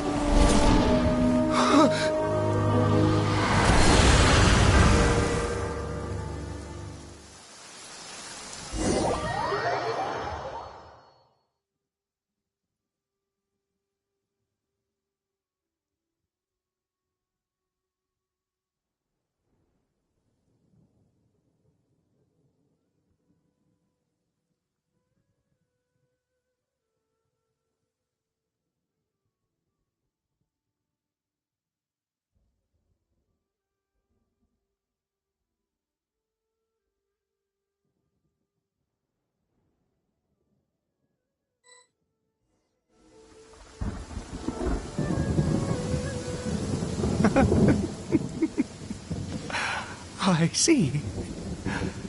Finally, it all makes sense.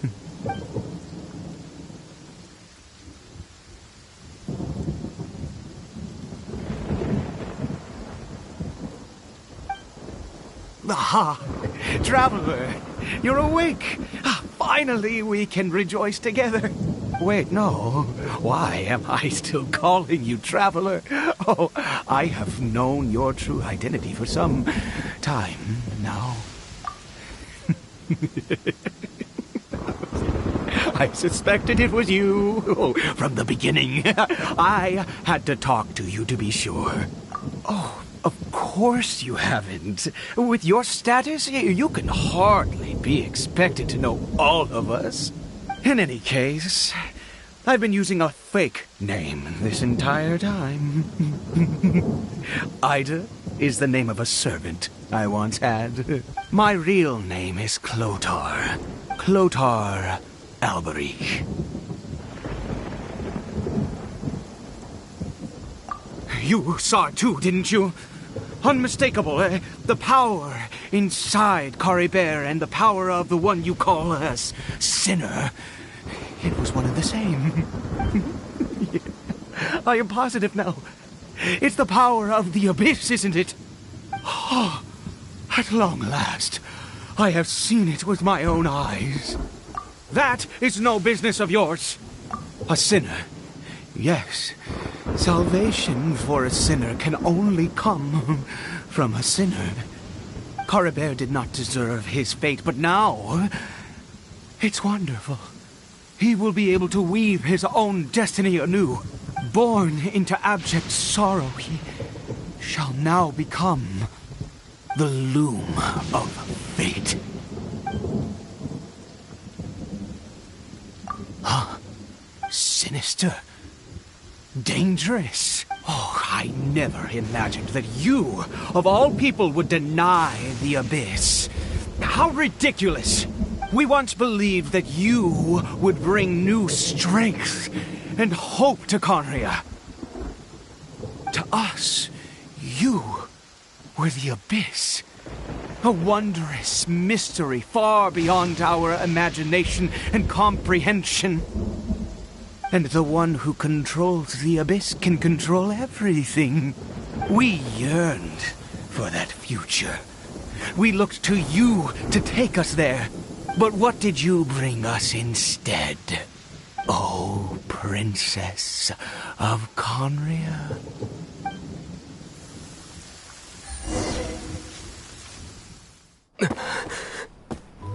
What did he just call me?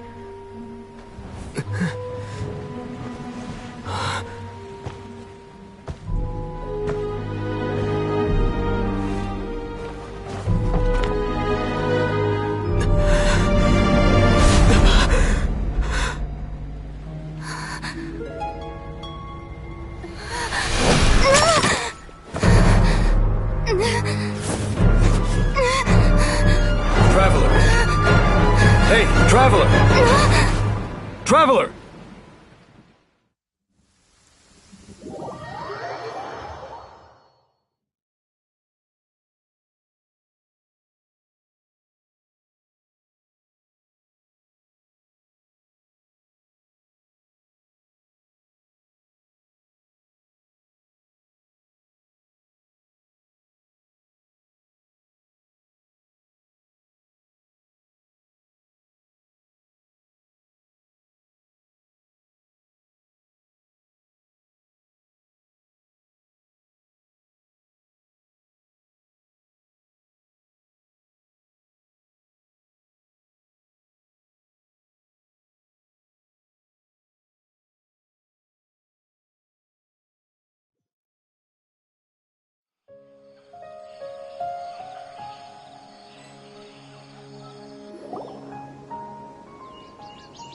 You're awake! Oh, thank goodness you're awake! Paimon was worried sick! Traveler? Traveler? What happened while you were unconscious? I checked the ley lines nearby. It appears that the Abyss tampered with them, and they've been in turmoil ever since. Information and memories flow within the ley lines. What did you witness? You mean Clotar Alberich? After founding the Abyss Order, his faith in the Abyss led him to do a great many things. But the curse of immortality continued to torment his body and mind. And in the end, neither his faith nor the Abyss he worshipped could save him. After 100 years, he lost his mind completely and was never seen again. Yet his dark legacy lived on. The defiled statue that we encountered previously was just one perverse product of his use of abyssal power during his life. You could say that. She wouldn't be the Abyss Order's princess otherwise. Are you alright? You have a troubled look on your face.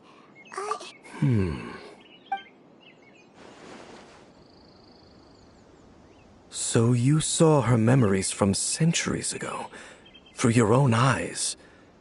It all but defies belief. Still, as I'd suspected, the notion of the Loom of Fate did indeed rear its head during that time, and it seems closely connected to Clotar Alberich's son, Caribert, and what happened to him. And yet your sister never breathed a word of this incident to me. I wonder, was that the moment that she decided to go down this path? Indeed. Clearly, this series of events sparked a long period of deep contemplation. This was where it all began.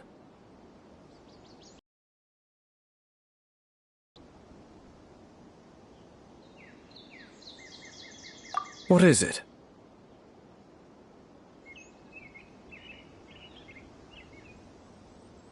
The field? What does that have to do with anything? You mean here? Well, let's start digging and see. You scared the Duke out of Paimon! Did you rebury them yet?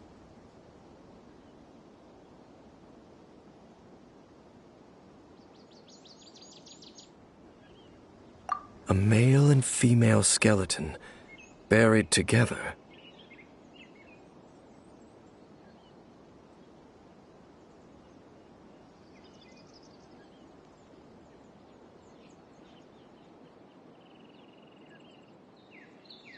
Interestingly, the male skeleton appears to have been interred much later, and it's holding a silk scarf in its hand.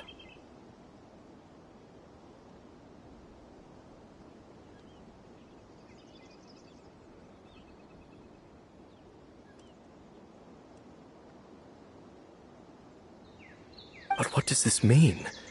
And how did you know that there were bodies buried here? What? That's impossible. Unless Clotar Alberich finally found a way to rid himself of the curse. This all raises far too many questions. I need time to think. and to search my memories for some missing pieces. We should part ways here. Huh? You're just gonna leave? Why? You could come with us, you know. It's better that we split up for now. I think that he might have seen you. Who's he? Yes. I have my suspicions as to his identity, but I need to confirm some other details before I can be sure. If the time is right, I will tell you when we next meet. But what do you mean that he saw the Traveler? How is that possible?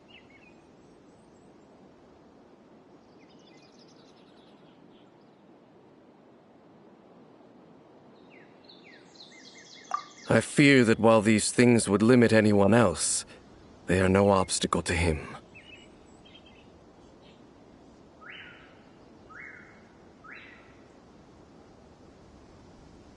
What? Why? What is he? All right, let's leave it there.